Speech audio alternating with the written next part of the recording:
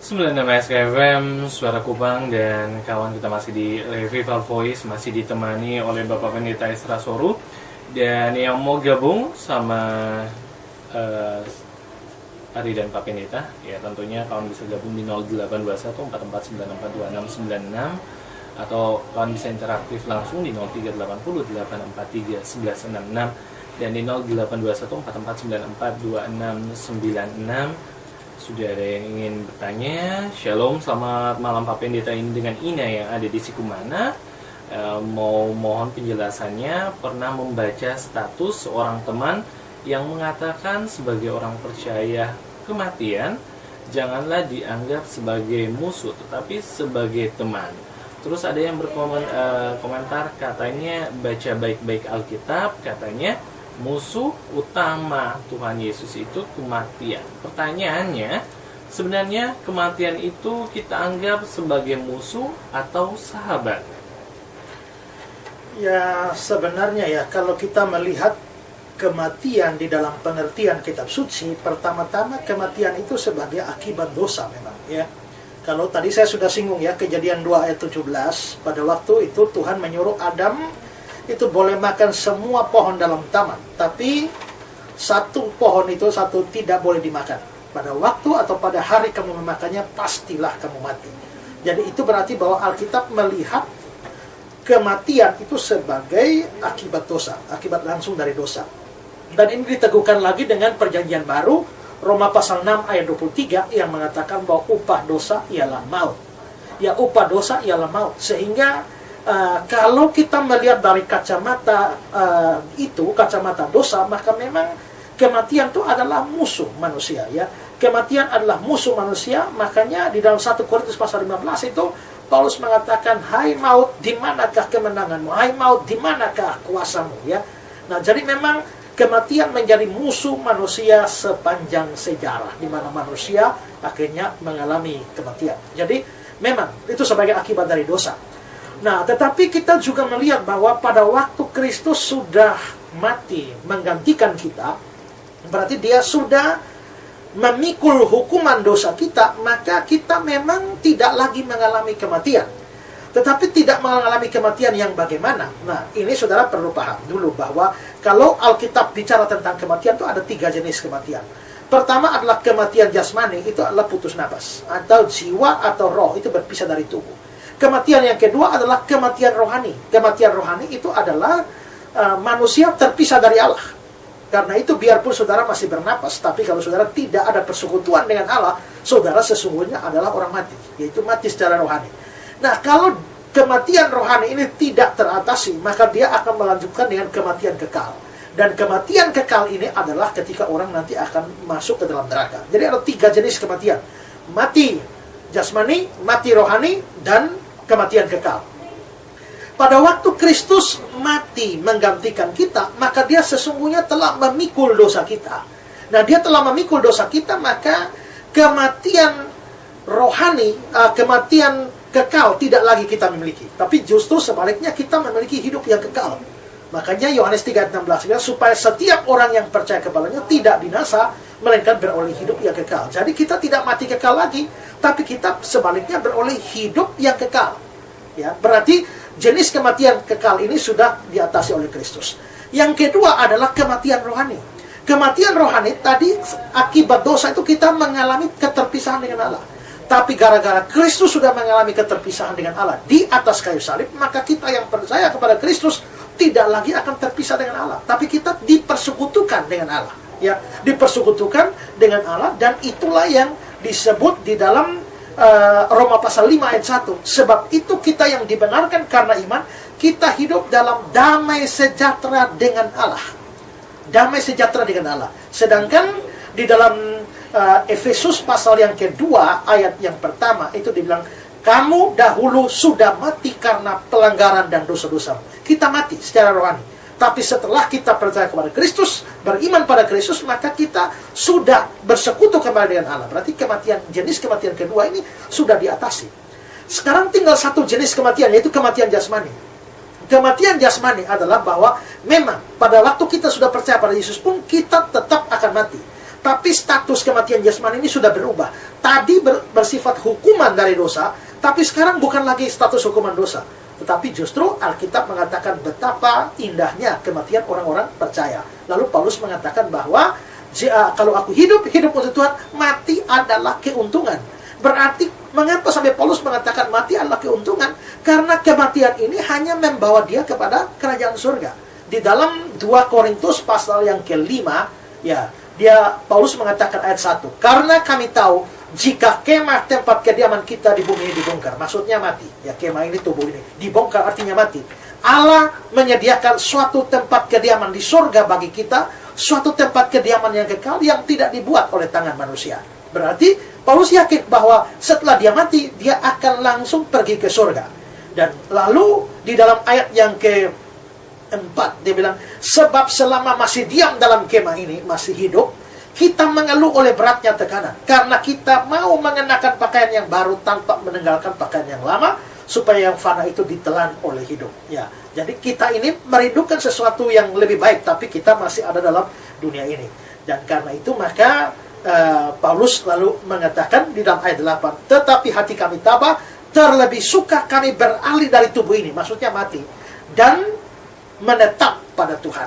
To come home to the Lord dalam Alkitab terjemahan hurufiahnya bahasa Inggris. Ya, jadi di sini kita bisa lihat bahwa kematian memang bukan lagi sesuatu yang menakutkan. Bagi orang belum percaya, kematian itu adalah musuh. Itu adalah hukuman dosa.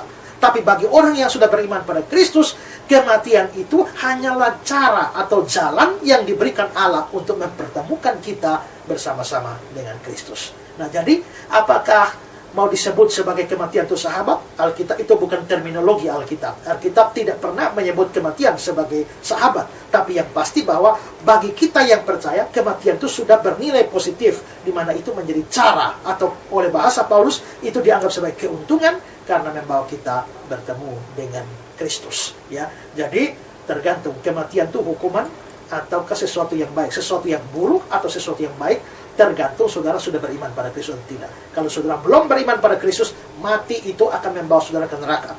Tapi kalau saudara sungguh-sungguh percaya pada Kristus, mati itu membawa keuntungan yang besar karena saudara akan berjumpa dengan Tuhan di surga.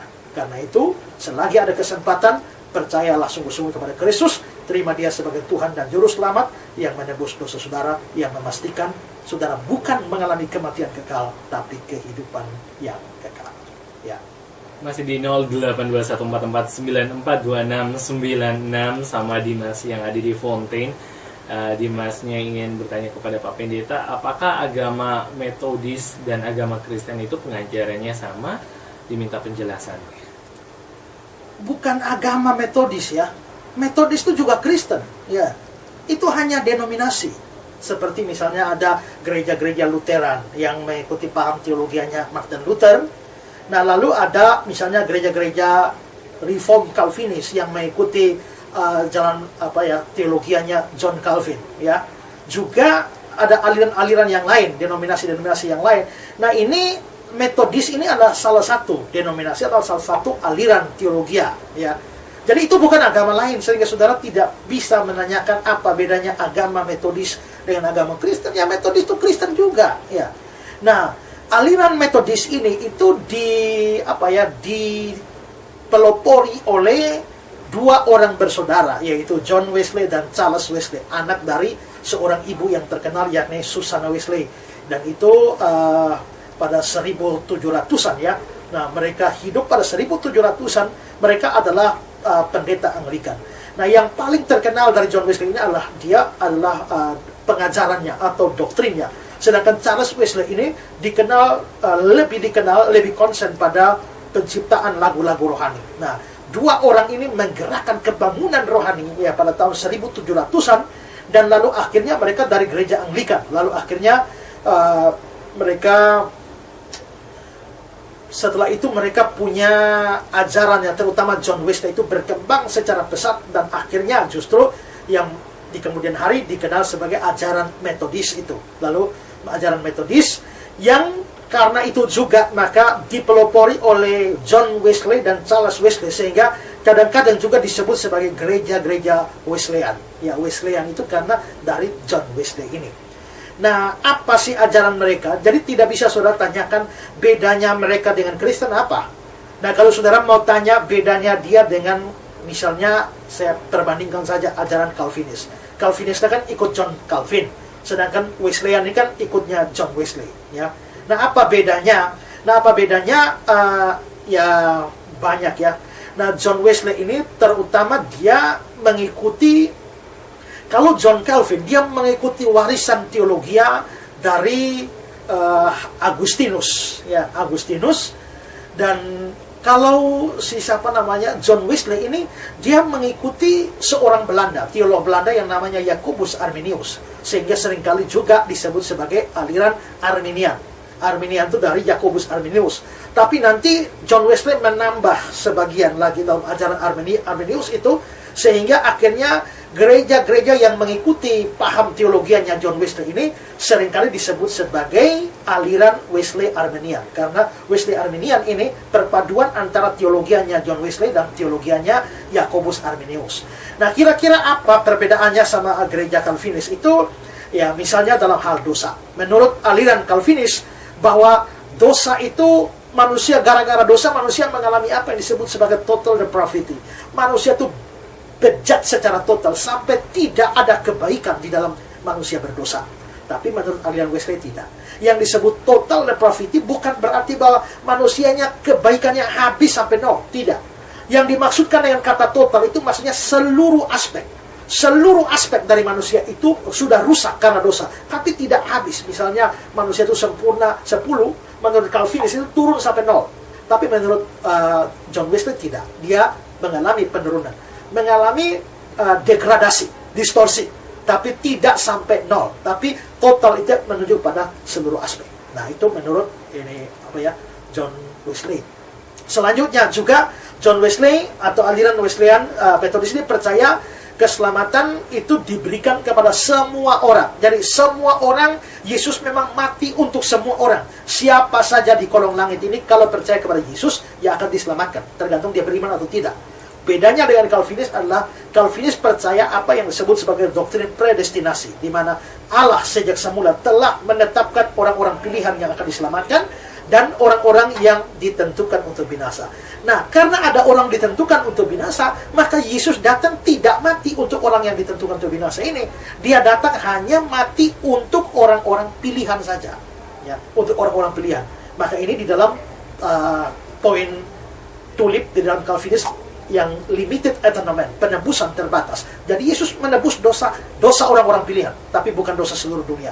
Tapi John Wesley mengatakan Yesus mati untuk seluruh dosa seluruh dunia, ya, seluruh manusia. Siapa saja percaya Yesus akan selamat. Nah, lalu nanti juga misalnya ada paham yang lain, unconditional election misalnya, ya, dalam poinnya Calvinis, bahwa kasih karunia yang Tuhan berikan itu tidak bisa ditolak oleh manusia. Artinya kalau Allah sudah memilih saudara untuk diselamatkan, Allah akan mengatur sedemikian rupa supaya saudara dengar Injil. Lalu setelah saudara dengar Injil, dia mengaruniakan iman kepada saudara, sehingga kalau dia memang memilih saudara untuk diselamatkan, saudara pasti diselamatkan. Tidak bisa tidak. Tapi John Wesley mengatakan tidak. Ya, sekalipun Allah mau menyelamatkan kamu, kalau kamu tidak mau selamat, maka kamu tidak selamat. Ya. Nah, lalu terakhir di dalam poin Calvinis yang kelima, perseverance of the saint, itu keamanan atau ketekunan orang-orang kudus menurut John Calvin. Ya, penganut Calvinisme bahwa sekali selamat, tetap selamat. Kalau kita sudah percaya Yesus, kita mati kapanpun pasti akan selamat. Pasti akan masuk surga. Tidak ada kemungkinan orang yang sudah sungguh-sungguh percaya Yesus kehilangan keselamatan. Tapi John Wesley tidak. John Wesley percaya bahwa, ya ini dia warisi dari Jacobus Arminius. Dia percaya bahwa orang Kristen bisa kehilangan keselamatan. Sekarang sudah sungguh-sungguh beriman. Tapi kalau besok sampai murtad atau melakukan dosa yang besar, keselamatan yang sudah ada sekarang bisa hilang. Jadi biarpun saudara percaya Yesus, besok-besok tetap ada kemungkinan saudara masuk neraka. Ya, kalau saudara tidak setia. Tapi menurut John Calvin, yang kesetiaan yang menentukan kita selamat bukan kesetiaan saya, tapi kesetiaan Tuhan yang menyebabkan saya selamat. Nah, itu perbedaan-perbedaan dari warisan dari Jacobus Arminius. Nanti John Wesley, yang khas Wesley asli itu adalah ketika dia memberikan doktrin tentang doktrin kesempurnaan Kristen, di mana itulah sebabnya di dalam gereja-gereja Wesleyan atau Metodis ada namanya doktrin kesucian. doktrin kesucian itu percaya bahwa manusia itu bisa mencapai kesempurnaan di dunia ini sekarang. Ya, jadi kesempurnaan itu bukan hanya di surga, tapi kita bisa sempurna di dunia ini. Nah, ajaran itu doktrin kesucian, holiness doctrine, dan karena itu maka gereja-gereja Wesleyan, gereja-gereja Metodis sangat menekankan tentang doktrin kesucian ini. Nah, itu hanya beberapa, ada banyak, tapi ada beberapa. Tapi jelas bahwa ini hanya aliran teologi dalam Kristen, bukan agama yang lain di samping agama Kristen. Ya. Ada juga yang mau bertanya, Pak Pendeta, ini kenapa iblis hanya mencobai Hawa saja, bukan Adam? Alasan jelasnya saya tidak tahu ya, tapi mungkin itu bagian dari strateginya. Mengapa? Karena gini ya, bukan karena Hawa itu lebih lemah, ya, karena Hawa memang perempuan lebih lemah secara fisik, tapi kalau bicara rohani kan tidak ada urusan dengan fisik. Tapi itu mungkin strategi iblis. Mengapa? Karena Kejadian 2 ayat yang ke-17, ya. Kejadian 2 ayat 17 itu kan Tuhan bilang begini, tetapi pohon pengetahuan yang baik dan yang jahat itu jangan kau makan buahnya, sebab pada hari yang kau makannya pastilah engkau mati. Nah, ini larangan makan buah ini. Tapi saudara, ini lalu kalau saudara ini Kejadian 2 ayat 17 ya. Lalu Kejadian 2 ayat 18, Tuhan Allah berfirman, tidak baik kalau manusia seorang diri saja. Aku akan menjadikan penolong baginya yang sepadan dengan dia. Berarti larangan makan buah ini terjadi lebih dahulu sebelum Hawa dicipta. Jadi berarti larangan makan buah itu hanya diberikan pada Adam. Hawa tidak. Terus Hawa tahu dari mana? Hawa pasti tahu dari Adam. Nah, jadi setan ini pikir ya, mungkin kalau dia langsung dia cobainya Adam, atau dia cobainya Adam dan Hawa sekaligus, maka kemungkinan berhasil kecil. Karena apa? Karena Adam ini kan terima langsung dari Tuhan. Dia ini first hand, ya. Tapi dia pikir bahwa daripada dia menghadapi Adam, kemungkinannya lebih berhasil lebih kecil, lebih baik dia cobai Hawa, karena Hawa ini kan second hand. Dia tidak terima firman itu langsung dari Allah. Dia terimanya dari Allah tapi lewat Adam, ya. Nah, karena itu maka waktu dia cobai, itu kita lihat bahwa memang Hawa ini tidak berpegang teguh pada firman. Kalau saudara lihat ya, di dalam Kejadian pasal 3 ya, ini setan ini putar ini ayat, tapi tanpa Hawa sadari. Kalau tadi saudara perhatikan, Kejadian 2 ayat 17 bunyinya begini. Tetapi pohon pengetahuan yang baik dan jahat itu, jangan, saya baca dari Kejadian 2 ayat 16. Semua pohon dalam taman ini boleh kau makan buahnya dengan bebas. Semua pohon boleh makan. Tapi pohon pengetahuan yang baik dan jangan kau makan. Pasti kamu mati. Perhatikan ya firman Tuhan ya. Semua boleh makan. Satu yang tidak boleh makan. Kalau kau makan, pasti kau mati. Nah sekarang setan datang di Hawa. Dia bilang begini di Kejadian 1. Tentulah Allah berfirman, semua pohon dalam taman ini jangan kamu makan buahnya, bukan? Padahal firman Tuhan bilang semua boleh makan. Hanya satu yang tidak boleh. Setan datang, semua jangan kamu makan, bukan? Jadi setan ini putar sedikit di sini, tapi Hawa tidak teliti. Nah, lalu ayat yang kedua, lalu sahut perempuan itu kepada ular, buah pohon-pohon dalam taman ini boleh kami makan. Tapi tentang buah pohon yang ada di tengah-tengah taman, Allah berfirman, jangan kamu makan, ataupun raba. Padahal di Kejadian 2 ayat 17 tidak ada kata raba. Tapi di sini Hawa tambah firman. Lalu dikatakan, nanti kamu mati. Padahal Kejadian 2 ayat 17 yang pasti kamu mati. Hawa longgarkan sedikit menjadi nanti kamu mati. Jadi kelihatannya Hawa ini tidak berpegang teguh pada firman. Dan setan tahu ini. Karena itu, kalau setannya cobai Adam duluan, ini Adam terima langsung dari Tuhan. Ini first hand. Lebih baik dia sikat yang second hand ini, yang terima kedua ini, tahap kedua ini, kemungkinannya lebih berhasil. Dan memang terbukti bahwa Hawa tidak berpegang teguh pada firman. Dan karenanya dia menjadi berhasil. Ingat baik-baik saudara ya, setan ini pintar mempelintir firman. Karena itu saudara bayangkan ya, waktu dia coba Yesus saja, dia bilang, ubah batu-batu ini dari roti, sebab ada tertulis. Ya, dia suruh terjun dari bebungan bait Allah, sebab ada tertulis. Dia sebab tertulis di mana? Tertulisnya di Mazmur 91. Jadi setan kutip Mazmur. Ya, tapi setan kutip Mazmur tidak perhatikan konteks. Nah, karena itu kalau orang hanya tidak pakai dasar firman, kalau orang pakai dasar firman, belum tentu langsung benar. Ya, lihat tafsirannya bagaimana. Apalagi kalau tidak pakai. Karena itu saudara-saudara, maka berhati-hati Tidak semua orang yang pakai ayat kitab suci atau firman Tuhan sungguh-sungguh dari Tuhan. Setan pun bisa pakai. Karena itu berhati-hatilah dengan tipuan setan. Dia bisa menipu saudara pakai firman Tuhan. Ya. 96 SKFM Suara Kupang, kawan. Kalau tadi kawan sudah ditemani oleh Ari di Revival Voice, kawan masih ditemani oleh bukan Ari, tapi dengan Kim, kawan. Selamat malam, dan Revival Voice masih temani kawan sampai dengan jam 10 nantinya, kawan. Dan silakan kawan boleh bergabung di SMS 082144942696 kawan, atau 0380843166 untuk telepon, kawan. Dan untuk pertanyaan yang sudah masuk di sini, kawan. Shalom, selamat malam Bapak Pendeta. Apa maksud dari biarlah orang mati menguburkan orang mati? Ini dari Ray di Oepura. Apa artinya Orang mati, orang mati menguburkan orang mati. Nah, kata-kata ini adalah kata-kata Yesus yang tercatat dalam Lukas 9 ayat yang ke-60, ya. Nah, konteks ayat ini adalah Yesus mengajak orang untuk mengikuti dia, ya. Itu di dalam Lukas 9 ayat 59. Itu dikatakan di sana, lalu dia berkata kepada seorang lain, "Ikutlah aku." Tapi orang itu berkata, "Izinkanlah aku pergi dahulu menguburkan Bapakku." Tapi Yesus berkata kepadanya, "Biarkanlah orang mati menguburkan orang mati, tapi engkau pergilah, beritakanlah kerajaan Allah di mana-mana." Nah, jadi ini adalah gambaran Yesus, ya. Dia panggil beberapa orang, tapi masing-masing punya alasan. Nah, di sini alasan orang ini, dia seolah-olah dia mau ikut Yesus, tapi dia hanya minta izin saja. "Izinkanlah aku pergi dahulu menguburkan Bapakku." Nah, tapi saudara, kata-kata Yesus di sini kelihatannya keras sekali. Biarlah orang mati, kubur orang mati. Tapi engkau pergilah, beritakanlah kerajaan Allah di mana-mana. Nah, saudara bayangkan, kelihatannya di sini Yesus ini tidak tahu atau tidak mengerti perasaan manusia, ya. Namanya ada kedukaan. Masa orang lagi kedukaan kok Yesus ini suruh, "Biarkan orang mati, kubur orang mati, engkau pergi beritakan kerajaan Allah." Apakah Yesus tidak punya peri kemanusiaan atau bagaimana? Nah, memang ayat ini seringkali salah mengerti. Dan juga saya tahu ada persekutuan doa di Kupang ini yang larang anggotanya pergi melayat. Kenapa, saudara? Alasannya, kutip ayat ini, "Biarkanlah orang mati, kubur orang mati." Nah, saudara, ini ngawur, ya saudara, ya. Ini ngawur, tidak memahami Alkitab dengan baik, tapi diajarkan secara salah kepada anggota persekutuan doa. Ini menyesatkan banyak orang, ya. Nah, kita mesti mengerti ayat kata-kata Yesus dalam konteks pada waktu itu.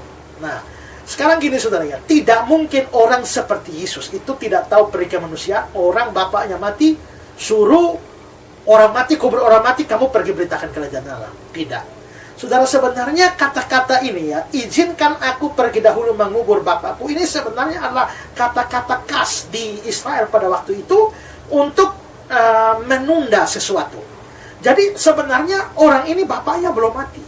Orang Yahudi punya tanggung jawab yang kuat terhadap orang tua.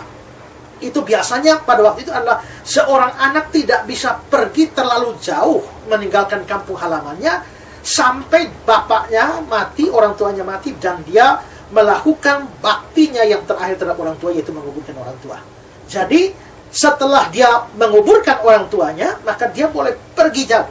Tetapi sebelum dia melakukan tugas itu, dia tidak bisa pergi jauh. Nah, itu tradisi mereka, kebiasaan mereka, budaya mereka seperti itu. Nah, karena itu pada waktu Yesus mengatakan, "Ikutlah aku." Tapi orang itu berkata, "Izinkanlah aku pergi dahulu menguburkan Bapakku." Pada waktu itu bapaknya belum mati. Tapi maksud dia adalah begini. Maksud dia adalah, "Ya, saya akan ikut engkau, tapi tunggu saya kubur bapak saya dulu. Sekarang bapak saya belum mati. Kalau 5 tahun lagi bapak saya mati, setelah bapak saya mati 5 tahun saya kubur dia, 5 tahun lagi saya akan ikut engkau." Ya, kalau bapaknya umur panjang, 20 tahun lagi baru mati, berarti 20 tahun lagi baru dia kubur bapaknya, 20 tahun lagi baru dia ikut Yesus. Nah, itu kebiasaan mereka. William Barclay menceritakan bahwa ada seorang mahasiswa Yahudi yang disponsori oleh seorang Amerika untuk kuliah S1 di Amerika. Lalu setelah dia selesai S1, dia pulang ke Yahudi sana, Israel sana. Lalu sponsornya ini, orang Amerika ini, mengirimkan kabar ke dia karena sudah lama tidak ada kabar, kirim kabar segera kembali ke Amerika untuk lanjut S2. Nah, tapi balasan surat dari sana, "Maafkan saya, ya, izinkan saya kuburkan bapak saya dulu, baru saya lanjut S2. Nah, lalu orang Amerika ini kalau tidak mengerti kebudayaan di sana, dia lalu mengucapkan turut berduka cita karena kematian ayah dari anak ini yang disponsori dia. Lalu anak itu belum, bapak saya belum mati. Ini kebiasaan kami bahwa kami punya tanggung jawab menguburkan orang tua. Tunggu bapak mati artinya tunggu kubur bapak artinya tunggu bapak mati dulu, dikuburkan baru bisa pergi. Jadi orang ini bapaknya belum mati, itu kebiasaan omong di sana. Nah, karena itu maka Yesus berkata, biarlah orang mati kubur orang mati, tapi kamu pergilah, beritakanlah kerajaan Allah. Nah, kalau bapak mau mati besok 3 hari lagi kamu langsung ikut aku. Bagaimana kalau bapak mau umur panjang 60 tahun lagi baru mati? 60 tahun lagi baru kamu ikut aku. Banyak pekerjaan yang sudah tertunda. Karena itu jangan tunggu bapak mau mati. Sekarang pergi, beritakanlah Injil. Apa yang terjadi kalau sementara di tempat jauh dan beritakan Injil, bapak mati? Biarlah orang mati, kuburkan orang mati. Maksudnya di sini Yesus menggunakan 2 kata orang mati dalam pengertian berbeda. Orang mati pertama itu adalah orang mati secara rohani, ya. Tapi orang mati kedua itu secara hurufiah. Biarlah orang mati menguburkan orang mati. Artinya orang-orang yang mati rohani yang tidak percaya Tuhan itu biarlah mereka menguburkan bapakmu yang sudah mati, ya. Tapi kamu pergi dan beritakan kerajaan Allah. Jadi di sini yang dikritik oleh Yesus, Yesus bukannya tidak tahu perkemanusiaan orang mati lalu disuruh pergi, bukan. Tapi yang di sini yang dikritik oleh Yesus adalah suatu penundaan, ya, penundaan untuk mengikuti Yesus dengan alasan-alasan yang bersifat keluarga. Nah, ada banyak kita yang menolak ikut Yesus karena alasan-alasan banyak dalih kita. Kita belum begini, dan seterusnya. Tapi Yesus tidak suka dengan penundaan. Saudara ambil keputusan, ikut dia sekarang atau tidak sama sekali, ya. Nah, karena itu maka jangan pernah menunda keputusan untuk ikut Yesus atau untuk melayani Yesus.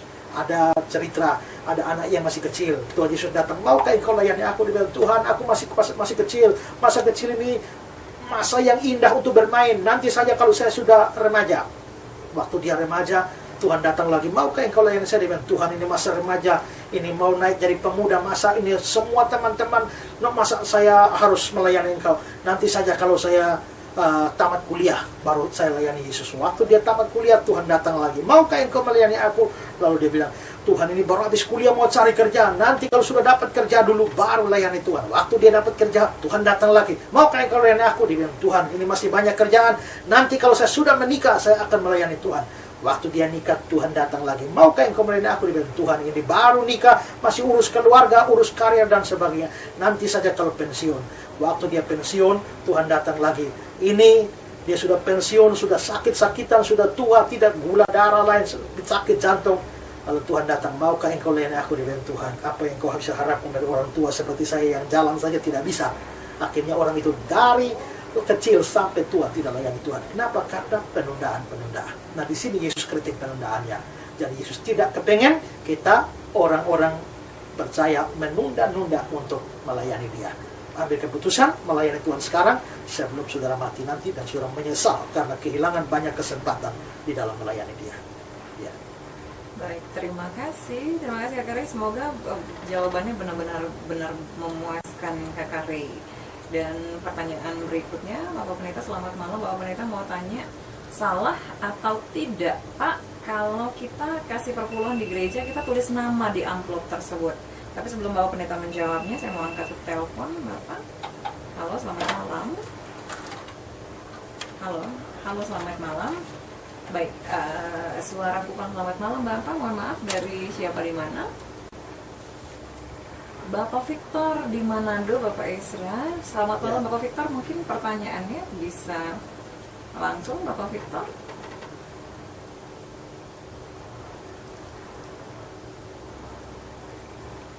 Ya, Lukas 16.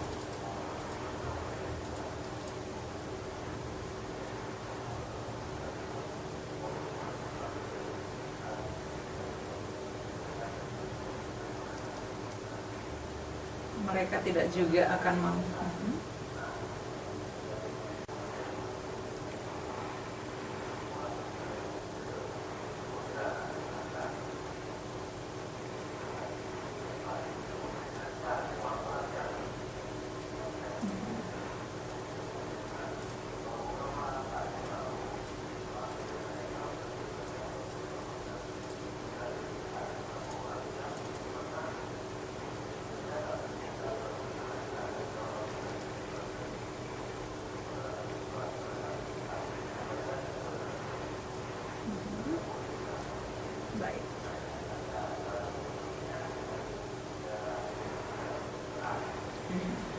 Ya.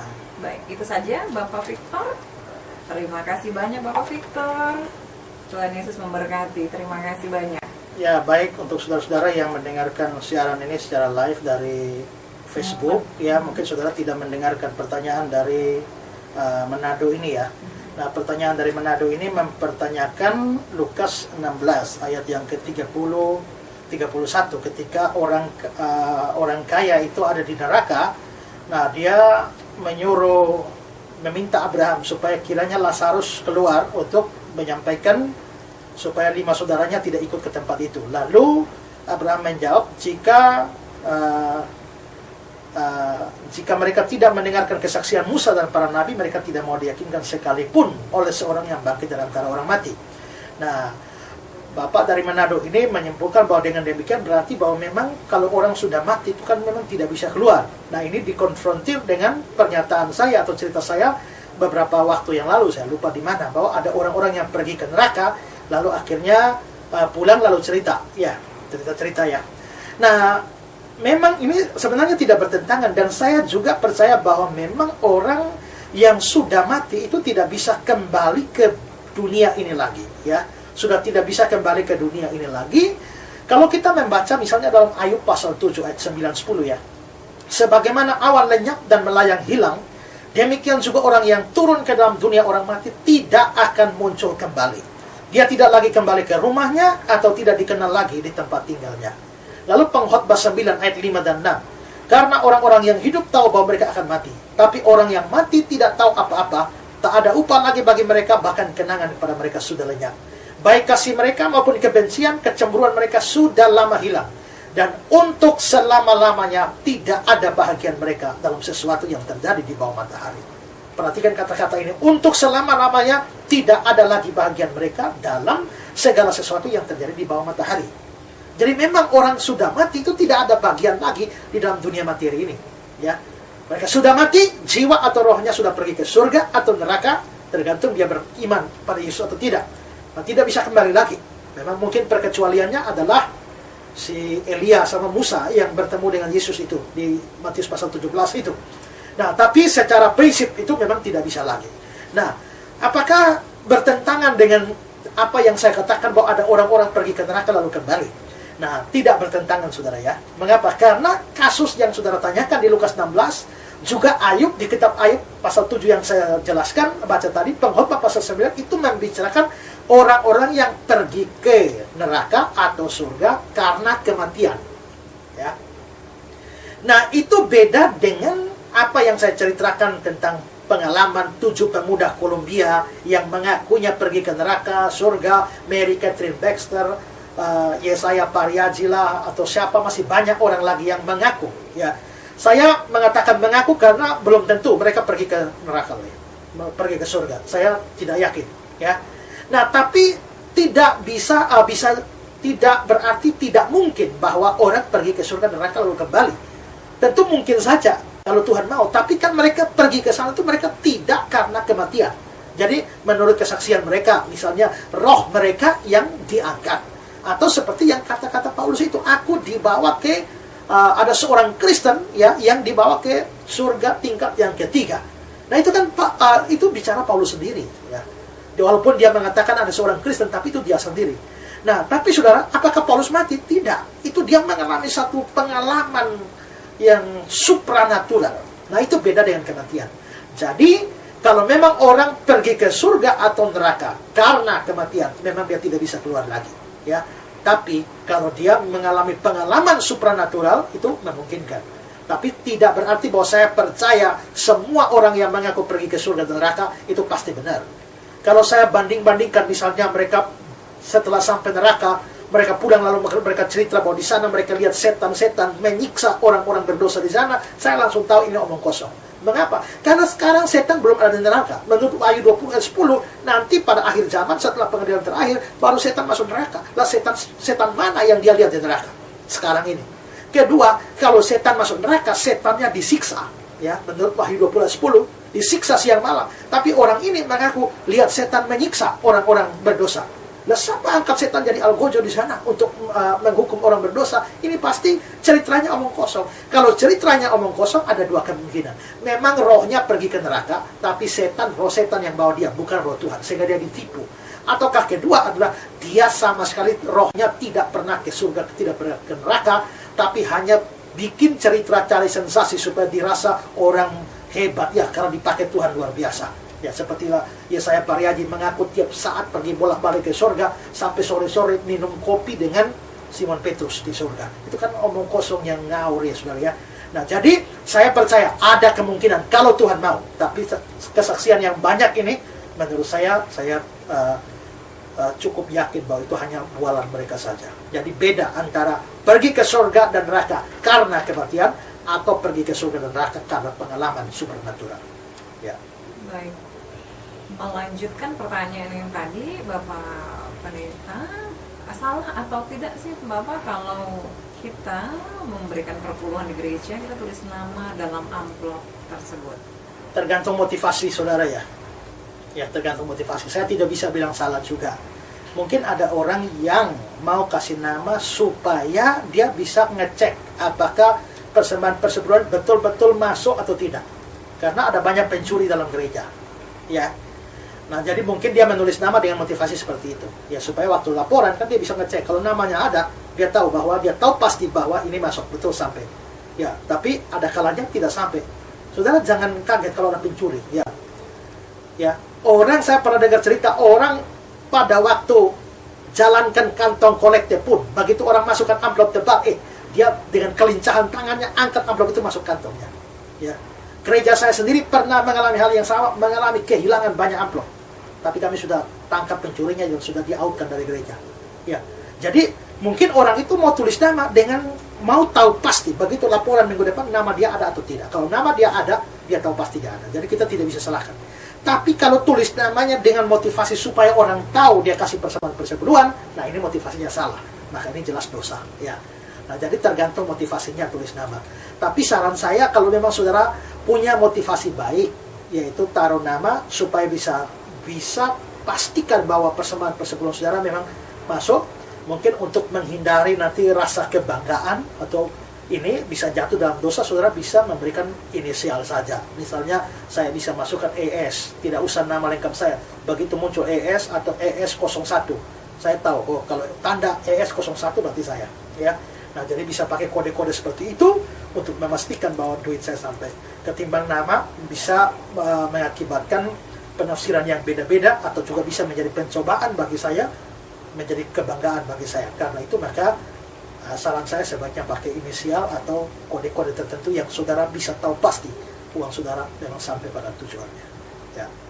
Baik, untuk pertanyaan berikutnya Bapak, Shalom Bapak Pendeta, kenapa di dalam Alkitab kita kisah kehidupan Ismail dan keturunannya tidak begitu banyak diceritakan? Mohon penjelasan Bapak, terima kasih.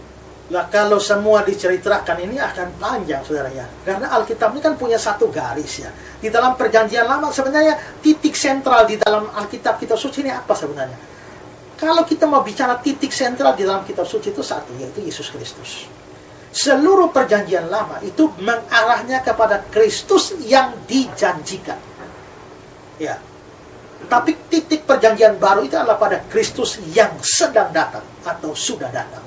Ya. Itulah sebabnya maka seringkali orang bertanya, beriman pada Yesus pasti selamat. Ya. Semua orang harus percaya Yesus baru selamat. Kalau tidak percaya Yesus, tidak akan selamat. Bagaimana dengan orang-orang perjanjian lama yang bagaimana mereka bisa beriman pada Yesus sedangkan Yesusnya belum datang? Tidak. Karena pada waktu mereka hidup, janji tentang kedatangan Yesus sudah diberikan. Maka iman mereka adalah iman kepada Yesus yang akan datang. Maka iman mereka harus terobos ke depan. Nah, tapi kita sekarang ini kan Yesus sudah datang 2000 tahun yang lalu. Maka iman kita bukan ke depan, iman kita ke belakang. Yaitu Yesus yang sudah datang. Simon Petrus dan lain-lain itu beriman pada Yesus yang sementara datang, sedang datang. Tapi intinya, sentralnya adalah pada Yesus.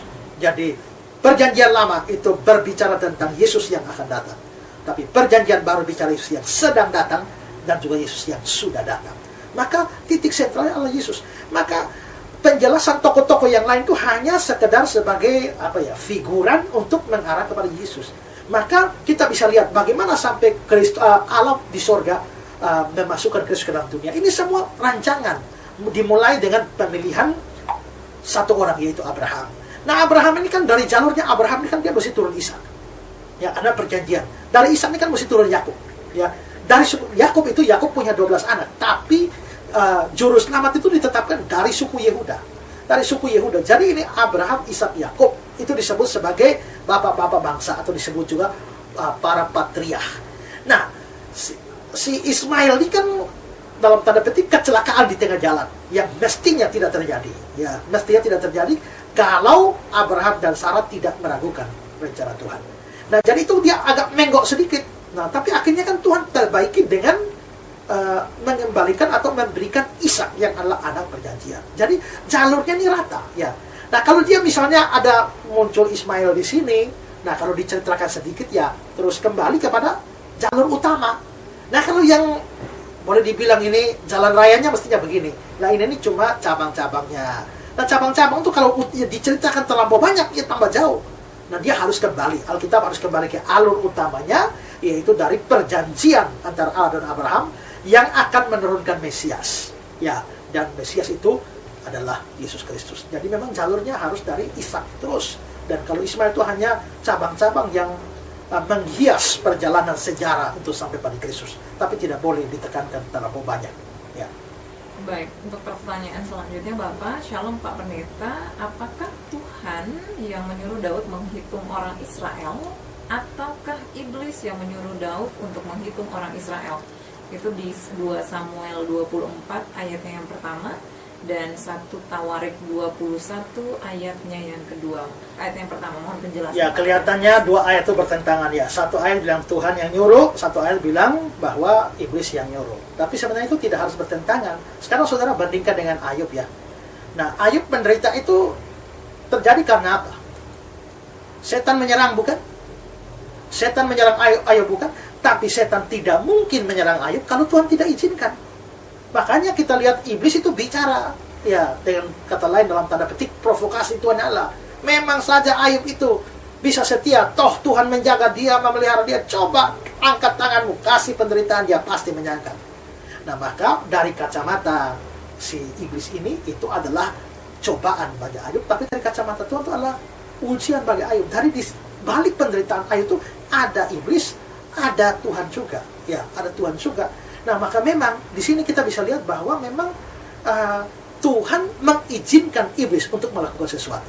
Nah, karena itu kalau dikatakan bahwa satu ayat mengatakan bahwa Tuhan yang nyuruh, satu ayat yang mengatakan iblis yang nyuruh, memang tidak harus bertentangan, karena iblis melakukan sesuatu atas izin dari Tuhan juga, ya, sehingga bisa dikatakan Tuhan, bisa dikatakan iblis. Ya. Baik, untuk pertanyaan selanjutnya Bapak, Shalom Bapak, mohon penjelasannya, apakah ketika Yesus mati, apakah hanya mati sebagai manusia saja atau kealahannya juga mati? Kalau kealahannya mati, apakah Allah bisa mati dan Allahnya mau mati, mengapa tubuhnya juga harus mati?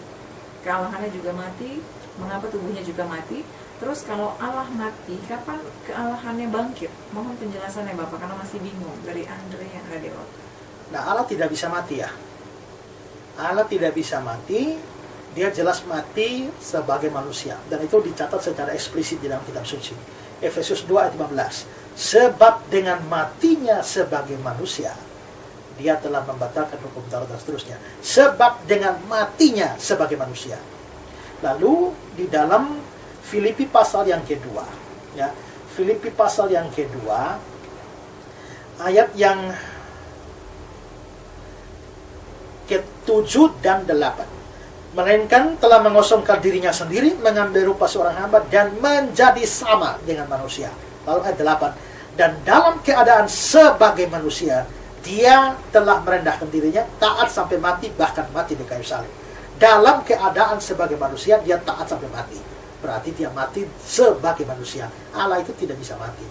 Nah, waktu Allah mau menebus dosa manusia dan hukuman dosa adalah kematian, maka dia harus mengalami kematian. Allah harus, pribadi itu harus mengalami kematian. Tapi namanya Allah bagaimana bisa mati? Tapi Allah tidak kurang cara. Itulah sebabnya dia menjadi manusia. Sehingga nanti mati itu adalah manusia. Yang memang agak rumit dijelaskan. Karena kealahan dan kemanusiaan Kristus ini menyatu dalam satu pribadi. Menurut saya di sini keunikan pribadi Kristus yang tidak bisa kita telusuri lagi. Tapi minimal dari dua teks yang saya nyatakan tadi, jelas secara eksplisit dikatakan bahwa Yesus mati sebagai manusia. Nah, bahwa dia kealahannya tidak mati karena toh pada akhirnya dia bisa membangkitkan ya dirinya sendiri ya. Dia bisa membangkitkan dirinya sendiri. Dia bilang di dalam Yohanes pasal 2 ya, dikatakan bahwa rombak bait Allah dalam 3 hari aku akan membangunkannya kembali. Yang dia maksudkan bukan bait Allah Herodes itu, tidak, tapi dirinya ya. Rombak bait Allah ini maksudnya bunuhlah aku, 3 hari aku akan membangkitkan. Bunuhlah aku berarti aku mati. 3 hari aku akan mendirikannya. Aku mendirikan. Bagaimana aku mati bisa mendirikan? Ya, berarti di sini dia mati sebagai manusia. Tapi karena dia juga Allah, maka dia bisa membangkitkan dirinya sendiri. Ya, jadi memang agak rumit untuk memahami keunikan pribadi Kristus karena dia satu-satunya manusia dalam sejarah yang adalah Allah dan juga manusia, tapi menyatu dalam satu pribadi. Punya 2 kesadaran, punya 2 hakikat, atau 2 tabiat. Itu tidak pernah ada contoh dalam sejarah. Sehingga kita memang suka tahu. Tapi dari 2 teks itu kita bisa tahu bahwa dia mati sebagai manusia. Ya. Baik, Bapak Pendeta, satu pertanyaan terakhir, Bapak.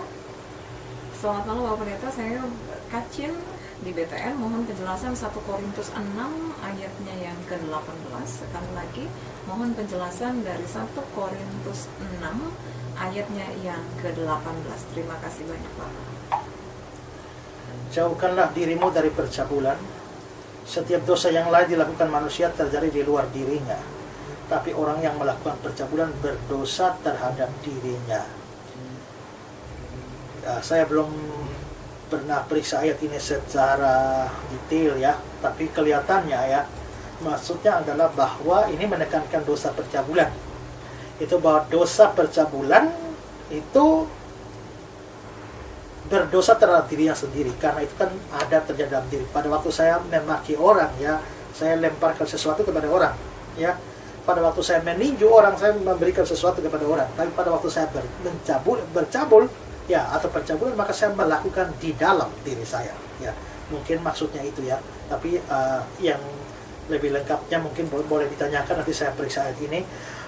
Di dalam terjemahan lama, ayat itu berkata tiap-tiap orang lain, tiap-tiap dosa lain yang dilakukan orang itu dari luar tubuh itu. Tapi orang bersundal, dia berdosa kepada tubuhnya sendiri. Berdosa kepada tubuh karena itu melibatkan tubuhnya di situ. Lalu di dalam terjemahan Indonesia sehari-hari, dia mengatakan sebab semua dosa lain yang dilakukan orang terjadi di luar tubuh orang itu. Tapi orang yang berbuat cabul berarti berbuat dosa terhadap tubuhnya sendiri. Jadi memang dia merusak, atau bagaimanapun orang bercabul kan melibatkan tubuhnya sendiri ya. Jadi dia tidak semata-mata hanya merusak orang lain, tapi juga merusak dirinya sendiri ya.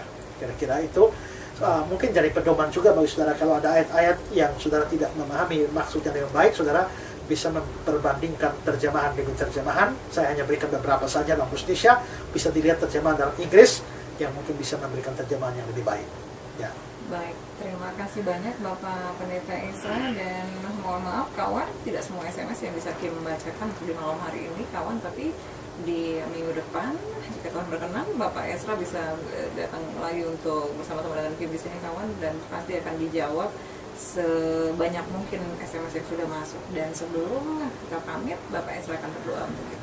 Ya, baik saudara, nanti minggu depan kita sambung lagi. Tapi sebelumnya ada informasi bagi saudara yang di Kota Kupang dan sekitarnya, bahwa pada tanggal 18-19 Agustus nanti jam 6 sore saya akan melayani di acara KKR Tanya Jawab ya, di Taman Nostalgia Kupang ya. Bagi saudara-saudara yang ada di Kota Kupang dan sekitarnya, silakan ikuti KKR Tanya Jawab ini dengan tema Mengapa Hanya Yesus.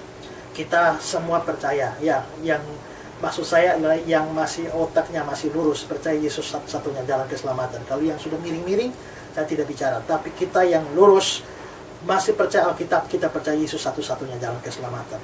Hanya seringkali yang kita tidak mengerti adalah mengapa hanya Yesus. Mengapa hanya Yesus satu-satunya jalan? Apa alasannya? Nah, ini akan saya bahas 2 hari dalam KKR Tanya Jawab ini. Saudara boleh hadir dalam KKR Tanya Jawab ini 18-19 Agustus 2016 jam 6 sore di Taman Nostalgia, Kupang. Itu saja informasi dari saya. Mari kita berdoa. Tuhan, terima kasih karena Tuhan sudah memimpin program Revival Voice ini. 1,5 jam lebih kami sudah belajar firman Tuhan. Tuhan boleh memberkati program ini jadi berkat bagi banyak orang, baik di kota Kupang maupun juga di luar Kupang. Tuhan memberkati semuanya. Dan biarlah apa yang sudah hamba-Mu bagikan boleh berguna bagi semua pendengar, menambah wawasan pengertian akan firman Tuhan, sehingga tahu apa yang benar dan apa yang salah. Terima kasih Tuhan, kami berdoa supaya minggu depan Tuhan juga boleh berikan kesempatan di mana kami bisa beroleh kesempatan untuk belajar firman Tuhan bersama lagi. Terima kasih Bapa. Ini doa dan permohonan kami kembalikan semua hormat kemuliaan hanya bagi Tuhan kami, Yesus Kristus. Amin.